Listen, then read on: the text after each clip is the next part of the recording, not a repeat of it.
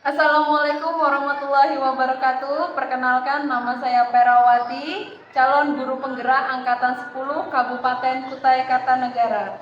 Hari ini saya tidak sendiri, saya ditemani oleh rekan saya. Silahkan Ibu Perkenalkan, nama saya Nur Hayati. Saya mengampu mata pelajaran Pendidikan Agama Islam di kelas 1, 2, dan kelas 3. Baik, kami di sini akan melaksanakan kegiatan coaching untuk supervisi akademik. Assalamualaikum Bu Nur, bagaimana kabarnya? Waalaikumsalam Bu Pera, kabar saya baik. Kabar Ibu bagaimana? Alhamdulillah baik. Ibu, hari ini kita akan mengadakan kegiatan supervisi akademik. Saya akan mengamati proses pembelajaran yang Ibu lakukan di kelas. Tapi sebelum melakukan kegiatan ini, saya akan melakukan percakapan praobservasi dulu ya Bu. Baik Bu. Baik Ibu, adapun tujuan diadakannya supervisi ini adalah untuk mengetahui dan mengevaluasi jalannya proses pembelajaran yang Ibu lakukan di kelas.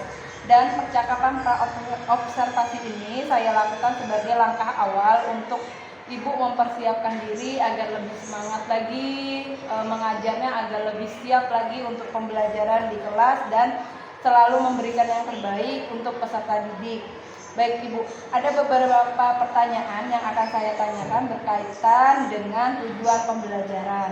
Apakah tujuan pembelajaran Ibu yang ingin dicapai? Berdasarkan modul ajar yang akan saya lakukan, saya mempunyai tujuan pembelajaran, yaitu dengan mengamati gambar peserta didik dapat menyebutkan dan mendemonstrasikan adab makan dan minum secara urut dan jelas, serta dapat menunjukkan budaya tentang tata cara adab makan dan minum yang baik. Baik, jadi yang ingin Ibu capai adalah dengan mengamati gambar, peserta didik dapat menyebutkan dan mendemonstrasikan adab makan dan minum secara urut dan jelas, serta dapat menunjukkan budaya tentang tata cara adab makan dan minum yang baik ya Bu. Bagaimana dengan area pengembangan yang ingin Ibu diobservasi nih Bu? Ya Bu, untuk area pengembangan yang pertama sistem pembelajaran yang saya lakukan lebih ke student center. Untuk yang kedua, saya menggunakan dua aspek, yaitu aspek pengetahuan dan aspek keterampilan. Untuk area pengembangan aspek pengetahuan, saya mengharapkan peserta didik dapat menyebutkan adab makan dan minum secara urut dan jelas. Kemudian untuk area pengembangan keterampilan, saya mengharapkan peserta didik dapat menampilkan bacaan doa sebelum dan sesudah makan. Baik, jadi untuk area pengembangan yang ingin dicapai yaitu pertama sistem pembelajaran yang dilakukan lebih ke student center. Untuk yang kedua menggunakan dua aspek yaitu aspek pengetahuan dan aspek keterampilan. Untuk area pengembangan aspek pengetahuan, Ibu mengharapkan peserta didik dapat menyebutkan adab makan dan minum secara urut dan jelas. Kemudian untuk area pengembangan keterampilan, Ibu mengharapkan peserta didik dapat menampilkan bacaan doa sebelum dan sesudah makan. Terus bisa juga mendemonstrasikan Bu ya. Terus baik, selanjutnya bagaimana rancangan pembelajaran yang ingin Ibu terapkan di kelas, baik dalam strategi ataupun model pembelajaran yang akan Ibu terapkan nantinya gimana? Untuk strategi, saya akan menerapkan pembelajaran berdiferensiasi berdasarkan kesiapan belajar peserta didik yang diintegrasikan pada sosial dan emosional. Sedangkan untuk model pembelajaran yang menggunakan model PBR dan yang terakhir metode tanya jawab dan penugasan. Baik, Ibu, jadi strategi yang akan diterapkan pembelajaran berdiferensiasi berdasarkan kesiapan belajar peserta didik ya. Terus yang diintegrasikan pada pembelajaran sosial dan emosional. Untuk modelnya pembelajaran menggunakan PBL dan yang terakhir menggunakan metode tanya jawab dan penugasan ya Bu ya. Baik, bagaimana dengan media pembelajaran yang akan Ibu gunakan di kelas nanti? Media yang saya gunakan yaitu berbentuk gambar, infocus, LKPD, dan PowerPoint Bu. Baik, kira-kira kapan Ibu melakukan kegiatan pembelajaran ini nih, di hari apa dan di jam keberapa? Saya akan melakukan kegiatan pembelajaran hari Senin di kelas 2B pada jam pertama. Baik, berarti saya akan datang ke kelas Ibu nanti ya. Saya akan melakukan supervisi kelas, saya akan melihat dan mencatat hal-hal apa saja yang terjadi di dalam kelas. Dan setelah itu kita akan melakukan percakapan terakhir, percakapan pasca observasi setelah Ibu melakukan kegiatan pembelajaran di kelas ya Bu ya. Baik Ibu Vera. Sebelum kita akhiri Bu, kira-kira hal apa saja yang Ibu dapatkan dari percakapan pra-observasi kita hari ini? Dari percakapan kita tadi, saya mendapat gambaran mengenai persiapan-persiapan apa saja yang harus saya siapkan sebelum kegiatan pembelajaran nantinya. Contohnya menyediakan media pembelajaran, lebih menguasai metode dan strategi pembelajaran agar jelas saya nanti bisa menjadi menyenangkan dan berpihak pada peserta didik. Baik Ibu, luar biasa keren. Baik Ibu, saya ucapkan terima kasih banyak ya Bu ya atas waktu dan kerjasamanya. Ibu sudah bersedia meluangkan waktu untuk melakukan percakapan kita hari ini, dan sampai bertemu pada kegiatan observasi kita di hari Senin ya Bu ya. Baik Bu. Sebelum belajar, marilah kita membaca doa dimulai. Alhamdulillah.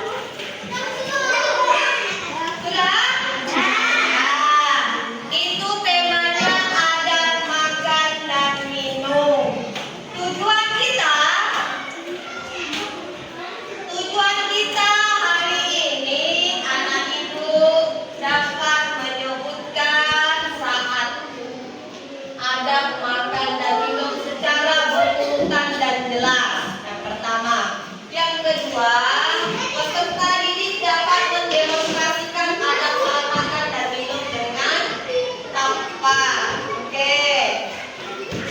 Tahu ya yang namanya makan?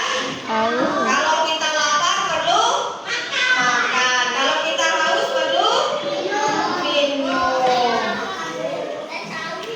Ya, setiap hari kita makan dan minum. Itu rezeki dari mana? Rezeki dari Allah. Kalau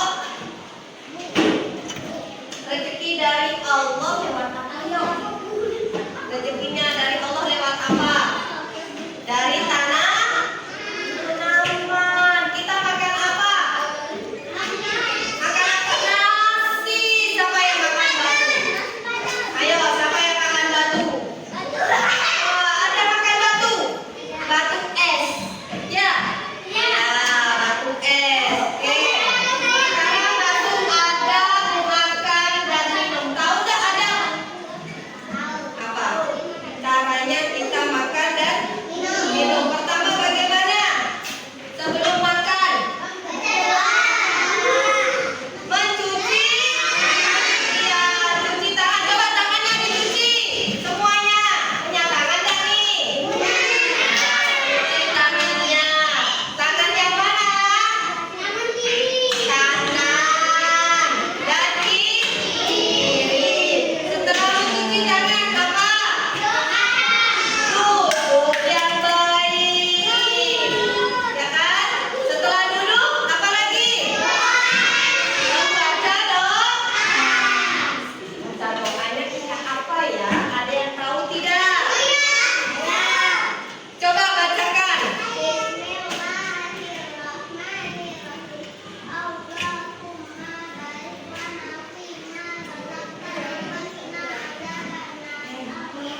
Tepuk tangan dulu. Coba siapa yang bisa lagi? Ayo nih.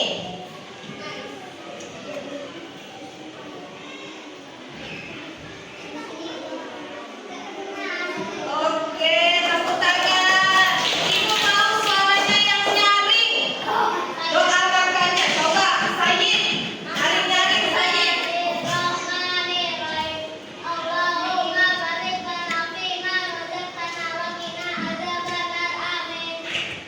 Coba bacakan sama-sama. Bismillah bersama.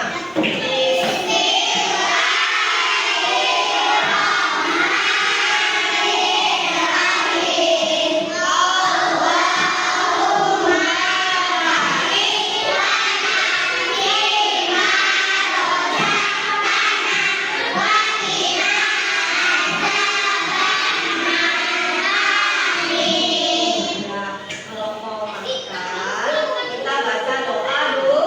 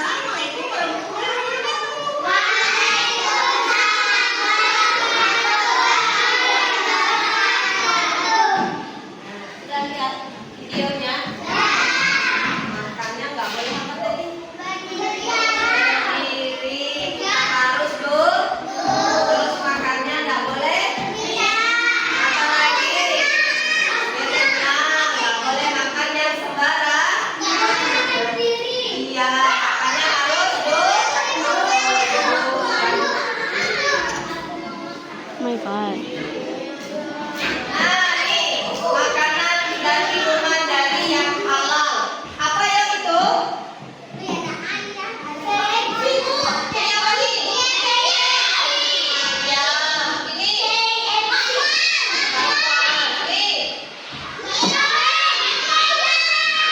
Ayam kah apa? Itu makanan yang yang halal nggak boleh dimakan. Seperti apa yang diharamkan? Nah, sudah pintar. Yang halal seperti apa?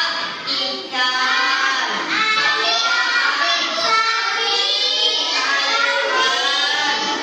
sosis.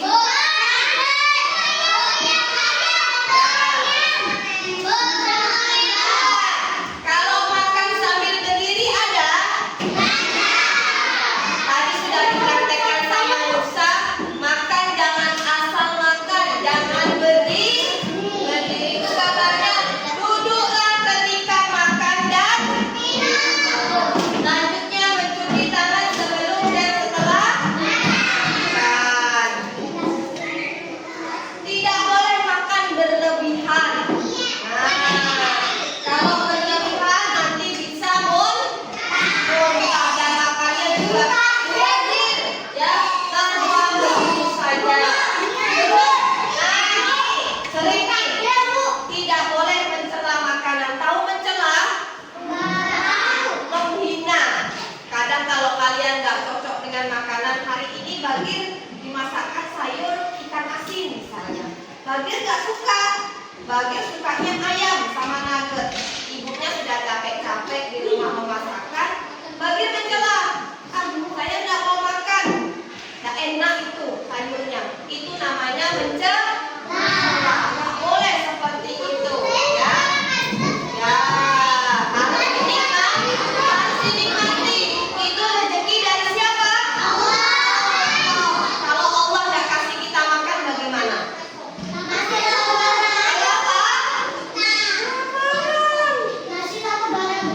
Nasi kalau nggak sama garam, kalau nggak punya beras, nggak punya nasi, bagaimana? Makan bersama siapa itu yuk? Makan dengan 3 jari.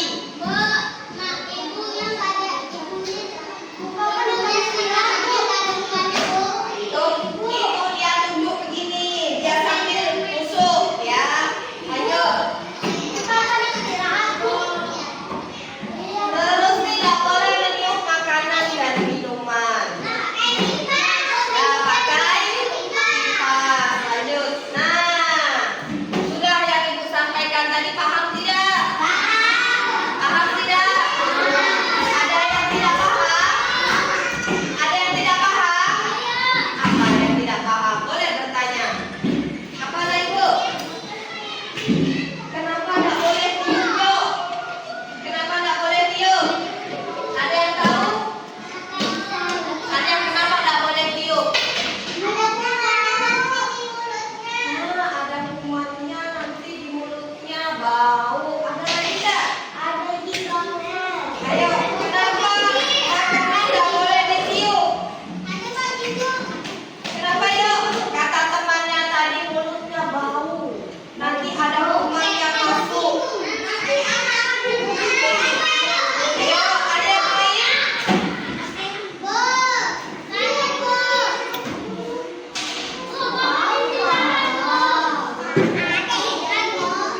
Kenapa yuk? Kenapa? Kalau makanannya nggak boleh ditiup. Tadi kata temannya betul. Kalau ditiup nanti ada kumannya. Kalau panas terkena tangan kita yang kena panas. Makanya tunggukan di dingin kemudian makan. Dalam kondisi yang panas itu tidak nikmat. Mulut kita jadinya panas lidahnya. Makanya dilarang makan makanan dan minum-minuman pada saat panas. Nah, ini ada LKPD.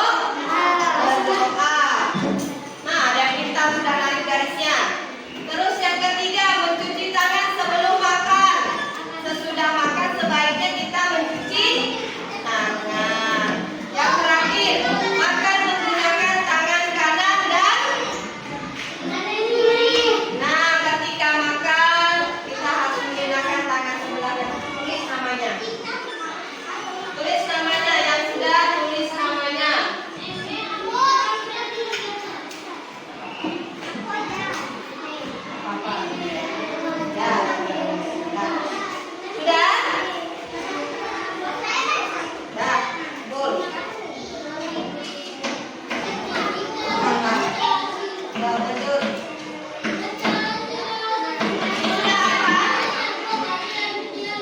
Ayo, nah, nih, temannya sudah mengerjakan dengan selesai, menarik garis. Saya sudah? Nah, ini juga selesai. Lanjut. Nah, oke. Sampai di sini yang Ibu sampaikan paham? Paham tidak? Paham. Paham? Ya, kalau paham coba tepuk anak soleh. Saya anak soleh, rajin sholat, rajin ngaji, orang tua dihormati, kita Islam sampai mati. La ilaha illallah Muhammadur Rasulullah. Tepuk satu kali, tepuk dua kali, tepuk angin, duduk yang rapi. Oke, sudah pada paham semua. Ibu akhiri sampai di sini. Insya Allah pertemuan akan datang kita lanjut kembali dengan materi selanjutnya ya. Hari ini bisa kita ambil kesimpulan bahwa makan kita tidak boleh sembarangan. Sebelum makan dan sesudah makan dianjurkan kita untuk berdoa. Jangan lupa cuci tangan dan duduk ketika makan. Oke, insya Allah pertemuan akan datang kita sambung kembali. Ibu akhiri sampai di sini. Assalamualaikum warahmatullahi wabarakatuh.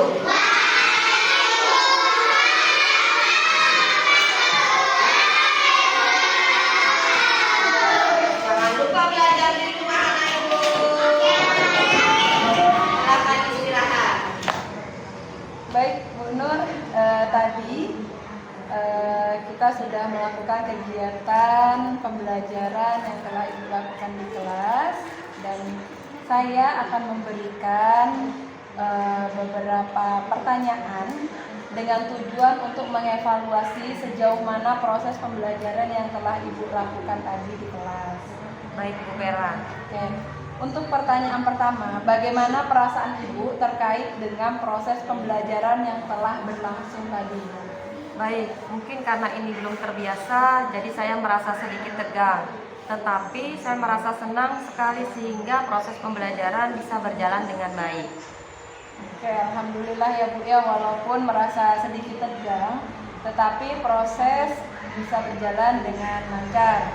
Bisa diceritakan kembali Bu, area pengembangan apa yang ingin Ibu lakukan di dalam kelas? Kemudian langkah-langkah atau tahapan pembelajaran apa yang Ibu lakukan di kelas tadi? Baik Bu, saya pikir untuk tahapan saya membuat perangkat pembelajaran.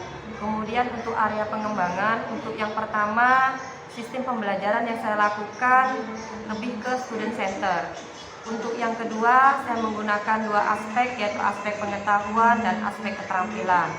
Untuk area pengembangan aspek pengetahuan, saya mengharapkan peserta didik dapat menyebutkan adab makan dan minum secara urut dan jelas. Kemudian untuk area pengembangan keterampilan, saya mengharapkan peserta didik dapat menampilkan bacaan doa sebelum dan sesudah makan. Baik Bu, jadi area pengembangannya yaitu lebih ke student center. Kemudian area pengembangan yang lain yaitu aspek pengetahuan dan keterampilan Bu ya. Kira-kira menurut Ibu sudah sejauh mana area pengembangan yang Ibu lakukan tadi?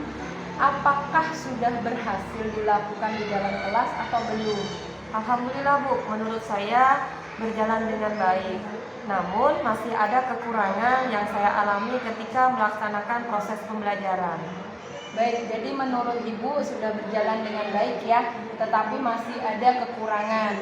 Nah, menurut Ibu apa saja kekurangan atau mungkin kendala-kendala yang Ibu hadapi ketika menjalankan proses pembelajaran di kelas tadi? Menurut saya, kekurangan atau hambatan yang saya hadapi yaitu masih menemukan siswa yang pasif. yang artinya tidak mau terlibat dalam kegiatan kolaborasi bersama teman sekelompoknya. Jadi murid ini kurang aktif di dalam kelas, dalam belajar. Begitu, baik Bu. Jadi kekurangan atau hambatan yang Ibu rasakan selama proses pembelajaran yaitu menemukan siswa yang masih kurang aktif ya Bu ya. Bisa diartikan mereka hanya mengandalkan teman ya Bu ya.